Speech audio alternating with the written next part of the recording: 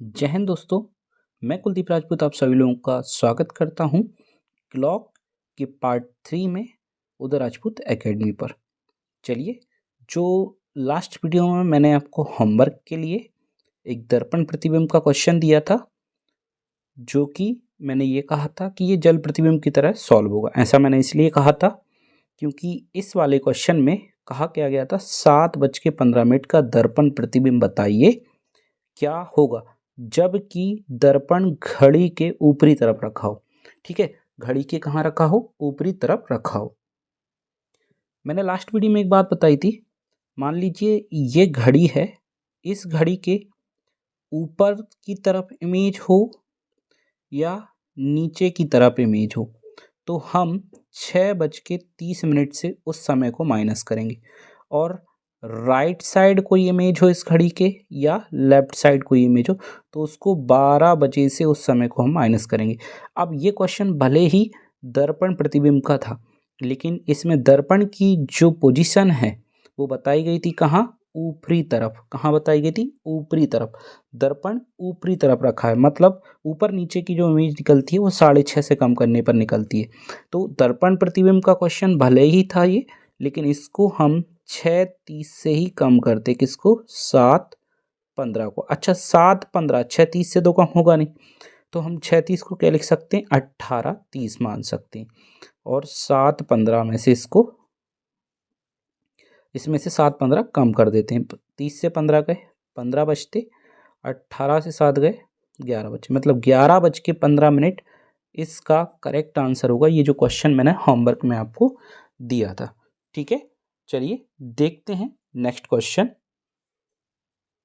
Next question है 4:37 का जल प्रतिबिंब। क्या बताना है? जल प्रतिबिंब बताइए। ठीक है, चलिए 4:37 जल प्रतिबिंब किससे निकलता है? 6:30 से कम करने पर। किसको कम करेंगे? 4:37 को कम करेंगे, लेकिन हमें पता है 30 मिनट से 37 मिनट कम नहीं होंगे, इसलिए 1 घंटे की वैल्यू मिनट में कन्वर्ट करेंगे। तो 1 घंटे की वैल्यू मिनट में कैरी फॉरवर्ड करेंगे तो 5 बचेगा घंटे की वैल्यू, और 30 पहले से है, 60 मिनट और आ जाएंगे। यहाँ पे 60 शिफ्ट और होंगे, मतलब 30-60 कितने, ये टोटल 90 हो जाएंगे, और यहाँ पे 5 बचेंगे, मतलब 5:90 कहेंगे। 6:30 को 5:90 भी कह सकते हैं। ठीक, जो कि 4:37 इसमें से हम कम करेंगे। तो यहाँ पे कितना वैल्यू बचेगा? 10 से 7 गया 3 बचेगा, 8 से 3 गया 5 बचेगा। ठीक, और 5 से 4 गया 1, मतलब 1:53 इसका करेक्ट आंसर होगा। ठीक है, जब भी मिनट की वैल्यू 30 से बड़ी हो जाएगी तो हम घंटे में से 1 कैरी फॉरवर्ड करेंगे, तो मिनट में वो 60 पहुंचेगा, इसलिए 60 और 30 90 हमने यहाँ पे लिखे। और यहाँ पे 6:30 था, 1 घंटे को यहाँ पे फॉरवर्ड कर दिया, इसलिए यहाँ पे 5 बजे हमने लिखा। 5:90 में से 4:37 का हमने किए, तो जल प्रतिबिंब जो कि 1:53 आ रहा होगा, हमें यहाँ पे उत्तर मिला। ठीक है, नेक्स्ट क्वेश्चन देखते हैं। उम्मीद करता हूँ आपको ये समझ आया होगा। 14:33 का जल प्रतिबिंब क्या होगा? 14:33 बताना क्या है? जल प्रतिबिंब। जल प्रतिबिंब निकालने के लिए हमें पता है 6:30 से कम करते हैं, लेकिन ये जो क्लॉक का क्वेश्चन आया है ये आया है 24 घंटे में, तो इसको हम 18:30 भी कह सकते हैं। 6:30 को 18:30 कह सकते हैं, है ना? तो हम 6:30 की बजाय 18:30 में से 14:33 को कम करेंगे। ठीक है, तो इस प्रकार आंसर मिल सकता है हमें, है ना? चलिए कम करते हैं, और हमें पता है कि 30 मिनट में से 33 मिनट कम नहीं हो पाएंगे, इसलिए 1 घंटे की वैल्यू यहाँ शिफ्ट करेंगे, तो यहाँ बचेगा 17 और पहुँचेगा 60, तो 30 पहले से ही है। 17 90 में से हमें कम करना होगा 14:33। ठीक, चलिए कम करते हैं, तो कितना बचेगा यहाँ पे? 57। 10 में से 3 गए 7 बचे, और 8 से 3 गए 5 बचे, और 7 से 4 गए 3 बचे, 1 से गया कुछ नहीं, मतलब 3:57 इसका करेक्ट आंसर होगा माइनस करने के बाद। और हम यदि चाहें तो 14:33 को हम 2:33 भी लिख सकते हैं, मतलब या तो हम 24 घंटे वाली क्लॉक के फॉर्मेट से सेटिस्फाई करते हुए आंसर ला सकते हैं, या इस 14:33 को 2:33 लिखकर इस 12 घंटे वाली क्लॉक से भी आंसर बना सकते हैं। ठीक, 6:33 में से 2:33 कम करते हैं तो वही हम इसको लिखेंगे 5:90, क्योंकि 33 ज़्यादा मिनट है। मतलब क्या लिखेंगे, 5:90 में से 2:33 कम करना है। तो वही 90 से 33 कम हुए तो कितना बचेगा, 57। 5 से 2 गए 3, मतलब 3:57 ही यहाँ पे हमारे लिए मिला और 3:57 ही यहाँ पे हमारे लिए मिला। तो दोनों में से जिस फॉर्मेट से चाहें उस फॉर्मेट से हम इसको सॉल्व कर सकते हैं। देखिए कैसे, कि यदि 24 घंटे वाली क्लॉक है तो 24 घंटे वाले फॉर्मेट से भी बना के कर सकते हैं, है ना। और चाहे तो इस क्वेश्चन को हमने 12 घंटे वाली क्लॉक में कन्वर्ट कर लिया। 14:33 मतलब क्या है, 2:33, है ना। तो 36 से कम करने के लिए हम ऐसा भी कर सकते हैं, या फिर इस क्वेश्चन के अकॉर्डिंग हमने 6:30 को ही 18:30 मान लिया, तो उसके अकॉर्डिंग भी कर लिया। आंसर दोनों ही टाइम हमारे लिए कैसा मिला, सेम मिला है। आंसर दोनों ही टाइम कैसा मिला है, सेम मिला। इसलिए जो भी पैटर्न आपको समझ आया हो या जिससे आपको आसान लगता हो आप उससे कर सकते हैं। उम्मीद करता हूँ आपको जल प्रतिबिंब और दर्पण प्रतिबिंब के ये जो क्वेश्चन मैंने पिछले 2 वीडियो में कराए हैं आपको समझ आए होंगे। दर्पण प्रतिबिंब के लिए हम 12 बजे से कम करेंगे। किसी भी समय को जो क्वेश्चन देगा हमारे लिए उसको हम 12 बजे से कम करेंगे। और जल प्रतिबिंब में हम 6:30 बजे मतलब 6:30 से किसी भी समय, जो समय के लिए हमें जल प्रतिबिंब पूछा जाएगा, जिस समय के लिए जल प्रतिबिंब हमसे पूछा जाएगा उसको हम 6:30 से कम करेंगे। ठीक है, उम्मीद करता हूँ आपको ये समझ आया होगा। चलिए देखते हैं नेक्स्ट कॉन्सेप्ट हम करने वाले हैं। अभी तक हमारे लिए कोई समय दिया रहता था, दोनों सुइयों के बीच हम उसका कोण बताते थे। इस बार हमारे लिए कोण बताया जाएगा, हम उस कोण के अंतर्गत समय बताएंगे। ठीक है, उसके कुछ फैक्ट्स हम पढ़ लेते हैं। 1 घंटे में 0 डिग्री घड़ी की सुइयों के बीच, मतलब मिनट और घंटे की सुई के बीच 0 डिग्री 1 घंटे में कितनी बार बनता है, 1 बार। कितनी बार बनता है, 1 बार। 1 घंटे में 0 डिग्री घंटे और मिनट की सुई के बीच 1 बार बनता है।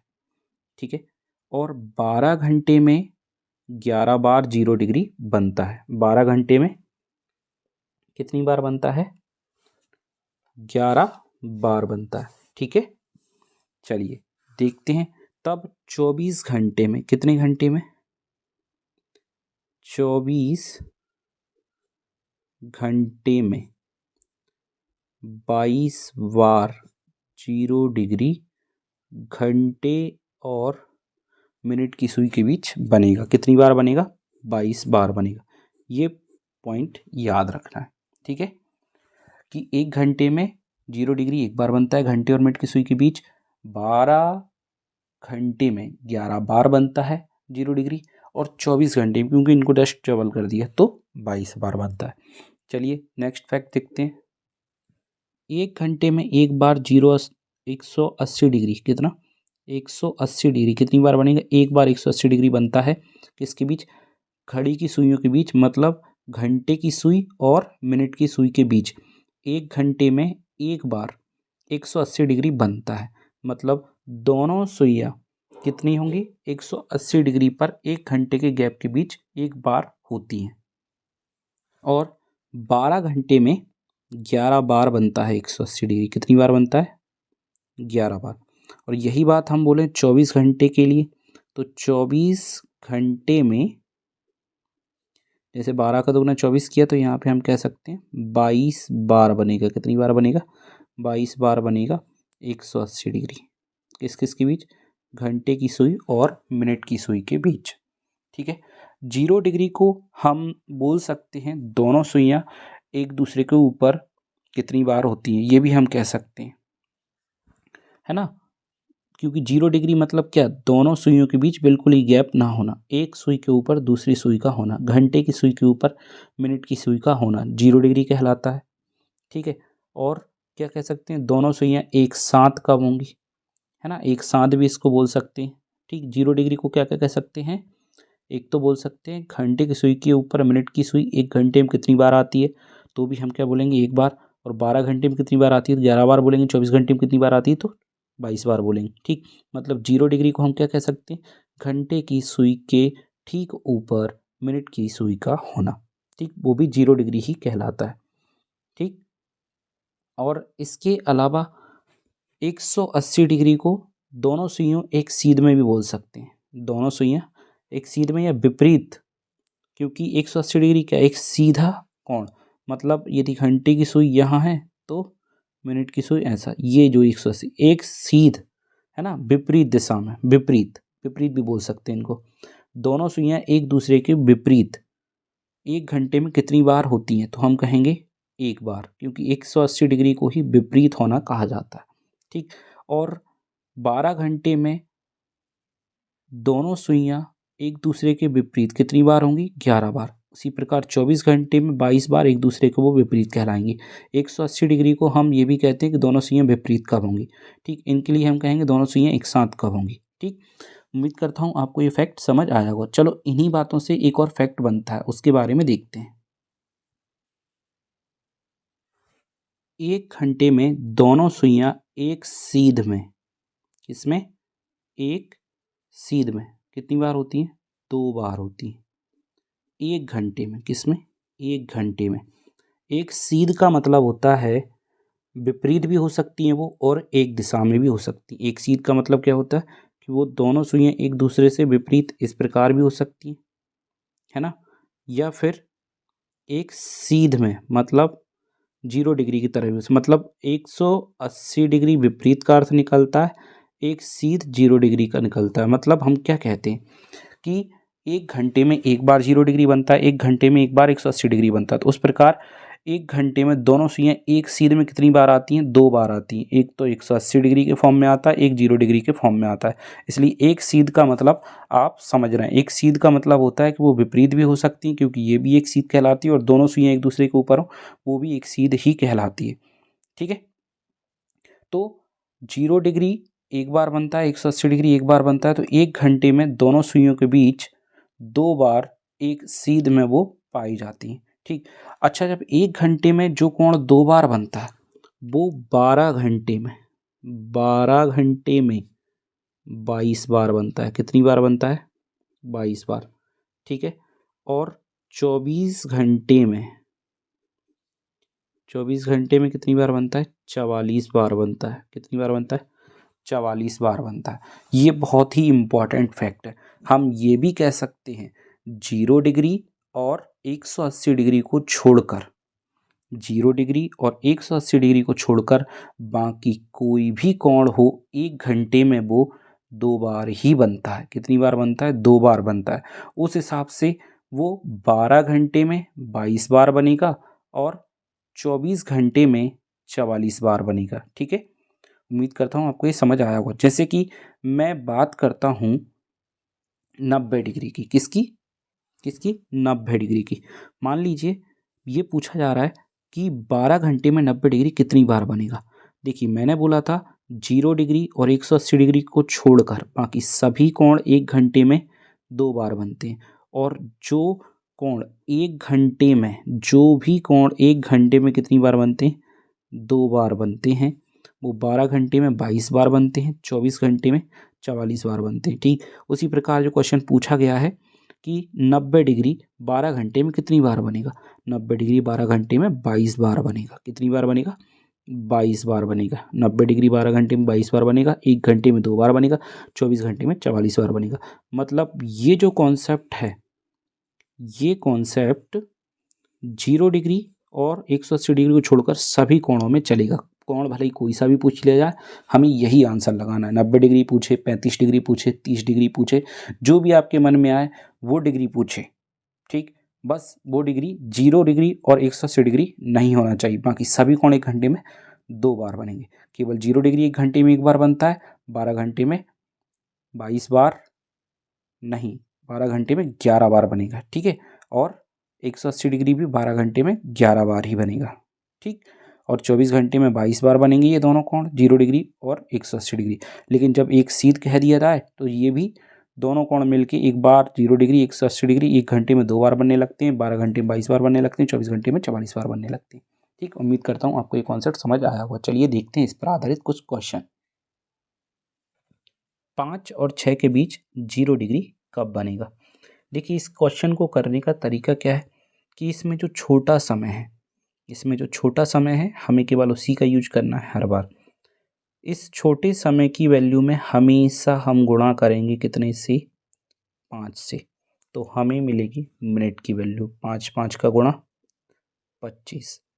ठीक है, और ये इसलिए हम करते हैं क्योंकि इसका जो गुणा है हमें इस वैल्यू को गुणा करना है हमेशा 12/11 से। ये याद रखना आप, किससे करना है, 12/11 से। तो इसको जब हम सॉल्व करेंगे तो हमें वो मिनट मिलेंगे जब 0 डिग्री बन रहा होगा 5 और 6 के बीच। ठीक है, चलिए इसको सॉल्व करते हैं।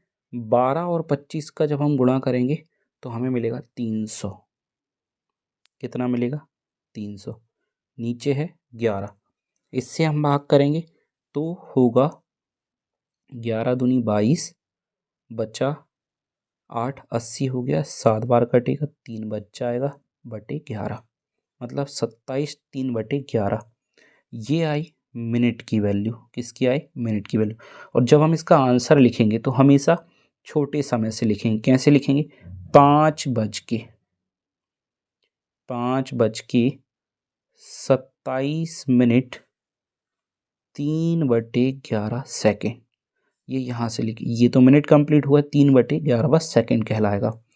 ठीक, 5:27 3/11 सेकेंड इसका करेक्ट आंसर होगा, या ये वो समय होगा जिस पर 0 डिग्री बन रहा होगा। ये हमने किस प्रकार लिखा, 5 ही क्यों लिखा, 6 बज के क्यों नहीं लिखा, क्योंकि हमसे क्वेश्चन ने पूछा था 5 और 6 जो नंबर होते हैं घड़ी में, 5 और 6, उसमें 0 डिग्री कब बनेगा। हमें पता है 1 घंटे के गैप में 0 डिग्री एक बार बनता है, तो वो ये समय है जब दोनों सुइयां एक दूसरे के ऊपर होंगी। घंटे की सुई के ऊपर मिनट की सुई होगी 5 और 6 के बीच में। क्योंकि यदि हम इसको ये कह देते हैं 6:27 तो ये 5 और 6 से आगे का समय है, इसलिए हमेशा छोटे समय को ही आंसर में लिखा जाता है। उसी से इस 5 का मल्टीप्लाई करके 12/11 से गुणा किया जाता है। हमेशा छोटे समय के साथ ये करना है। ठीक है, और आंसर भी हम छोटे समय से ही लगाएं, क्योंकि यदि बड़े समय से आंसर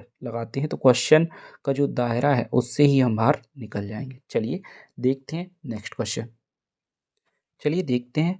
क्वेश्चन। इस क्वेश्चन को देखने से पहले सभी स्टूडेंट्स या सभी दोस्त मेरे इस वीडियो को लाइक जरूर करें। प्लीज़ जल्दी से इस वीडियो को लाइक कर दीजिए और कमेंट में लिखकर भी बताइए कि आपको समझ आ रहा है या नहीं आ रहा है।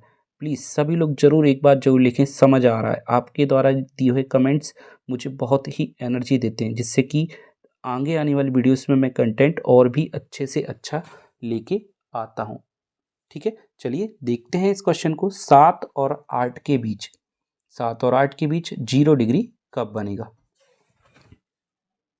जैसे कि पहले मैंने बताया था, छोटे समय में 5 से करना है गुणा तो आएगा 35, और इसको गुणा करना है 12/11 से। ठीक है, इसको सॉल्व कर देते हैं तो ये आएगा, मल्टीप्लाई करने के बाद 0, 6 और 42 कितना आ जाएगा, 420/11।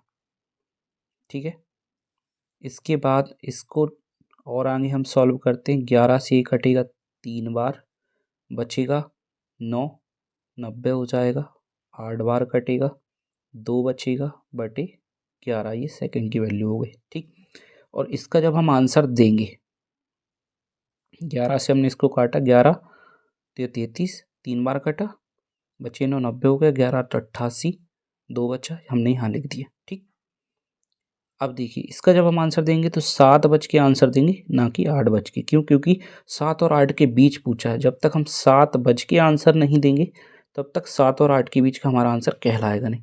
7:38 2/11 ये वो समय होगा जब घंटे की सुई और मिनट की सुई के बीच 0 डिग्री बन रहा होगा। क्या बन रहा होगा, 0 डिग्री का कोण बन रहा होगा। उम्मीद करता हूँ आपको ये क्वेश्चन समझ आ रहे होंगे। छोटे समय में 5 से गुणा करके मिनट की वैल्यू निकालने के लिए 12/11 से उस वैल्यू में हम गुणा कर देते हैं और इसको सॉल्व करने के बाद हमें मिनट और सेकंड की वैल्यू पता चल जाती है और छोटे समय से ही हम आंसर देते हैं। ठीक, ऐसे ही करके ये पॉसिबल टोटल ज़्यादा क्वेश्चन नहीं 12 क्वेश्चन बनेंगे इससे। ठीक, इसके अलावा नेक्स्ट देखते हैं 180 डिग्री किस प्रकार निकालते हैं। 1 और 2 के बीच 180 डिग्री कब बनेगा। 180 डिग्री वाले क्वेश्चन में हम विपरीत कोण निकालते हैं। इस वजह से ये जो छोटा नंबर है इसका जो अपोजिट नंबर है उसका मल्टीप्लाई हम 5 से करते हैं और कुछ भी अलग नहीं है। जैसा 0 डिग्री में कर रहे थे वैसा ही इसमें करेंगे, बस अंतर बस इतना सा होगा। 180 डिग्री में जो 1 का अपोजिट होगा वो देखेंगे। जैसे कि 12 का विपरीत होता है 6, 1 का 7 तो 7 का 1, ठीक है। 2 का 8, 8 का 2 विपरीत कहलाएगा। 3 का 9 कहलाएगा या 9 का 3 विपरीत कहलाएगा। 4 का 10 विपरीत कहलाएगा या 10 का 4 विपरीत कहलाएगा। 5 का 11 कहलाएगा या 11 का 5 कहलाएगा। 6 का 12 कहलाएगा या 12 का 6 विपरीत कहलाएगा। उसी प्रकार हमें मतलब है 1 का विपरीत कौन होता है। 1 का विपरीत होता है 7, 1 के सामने होता है 7, तो हम यहाँ पे 7 से मल्टीप्लाई करेंगे, 1 से नहीं, बस विपरीत वाले अंक से मल्टीप्लाई करेंगे। छोटा नंबर जो भी होगा उसका विपरीत जो भी होगा उससे 5 में मल्टीप्लाई करेंगे और सॉल्व कर देंगे। मतलब 7 5 35 और इसका मल्टीप्लाई हम 12/11 से जो पहले कर रहे थे बिल्कुल वैसा ही करेंगे। ठीक, और 12 और 35 का जो मल्टीप्लाई होगा वो 420 होगा बटे 11। 11 से 42 को काटेंगे 3 बार कटेगा, बचेगा 9, 90 हो जाएगा, 8 बार कटेगा 2 बच जाएगा और बटे 11।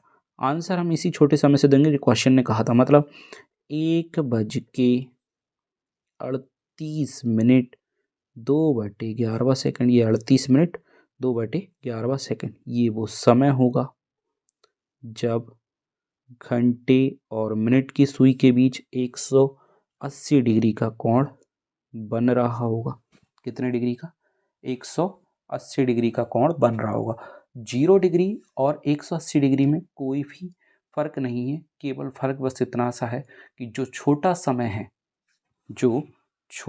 है उस छोटे समय के विपरीत जो भी नंबर होगा उसका मल्टीप्लाई 5 से करना है और वही 12/11 से मल्टीप्लाई करते हुए मिनट और सेकंड की वैल्यू निकाल लेनी है। ठीक, उम्मीद करता हूँ आपको ये समझ आया होगा।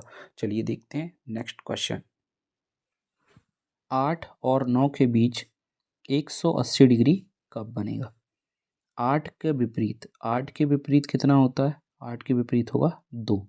8 के विपरीत कितना होगा 2, तो यहाँ पे 2 लिख देंगे। 2 का मल्टीप्लाई किससे करेंगे 5 से, तो कितना आएगा 10 और 12/11 से 10 में मल्टीप्लाई करेंगे। 12 का 10 में गुणा होगा तो 120/11 होगा। 11 से 1 बार कटेगा बचेगा 10, नहीं जाने का 0 लगाएंगे, 10/11 शेष में लिख देंगे। ठीक, तो जो समय या मिलेगा जो हमारे लिए समय का आंसर वो मिलेगा 8 बज के, क्योंकि क्वेश्चन ने 8 और 9 के बीच पूछा है। 2 तो 180 डिग्री का एंगल हम निकाल रहे थे, इस वजह से लेके आए थे हम विपरीत नंबर। ठीक, तो 8:10 10/11 वो समय होगा जब 8 और 9 के बीच 180 डिग्री बन रहा होगा। ठीक है, ये वो समय होगा जब 8 और 9 के बीच 180 डिग्री बन रहा होगा। यदि क्वेश्चन समझ आ रहे हैं तो प्लीज़ वीडियो को लाइक जरूर कर दें दोस्तों, और इस वीडियो को अपने फ्रेंड्स में शेयर भी कर दें। और अभी तक यदि आपने चैनल सब्सक्राइब नहीं किए तो प्लीज़ चैनल को सब्सक्राइब कर लें एंड पास में दी हुई बेल आइकन को जरूर प्रेस करें, जिससे होगा क्या कि आने वाली वीडियोज़ का नोटिफिकेशन आपको मिलता रहेगा। ठीक है दोस्तों, तो ये थे क्लॉक के कुछ क्वेश्चन जो कि हमने 3 पार्ट्स में क्लॉक को कंप्लीट किया है। यदि आपको क्लॉक के सभी वीडियोस यदि पसंद आए हैं तो प्लीज़ वीडियो को लाइक ज़रूर करते जाएं और अपनी कमेंट करके ज़रूर बताएं आपको समझ आ रहा है। ठीक है, और हाँ, इसके बाद हम मिलते हैं नेक्स्ट टॉपिक में। तब तक के लिए bye, thanks for watching, bye.